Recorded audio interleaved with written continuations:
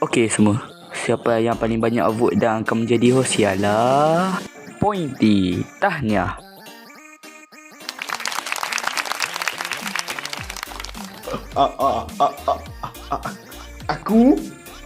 Aku jadi host baru. Wow. Terima kasih kepada siapa-siapa yang vote saya. Ini adalah kuasa baru kau. Sebab telah menjadi host baru dalam cerita ni.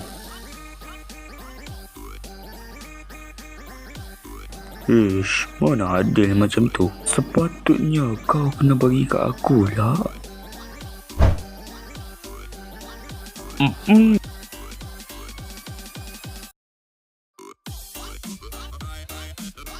Aku akan kembali.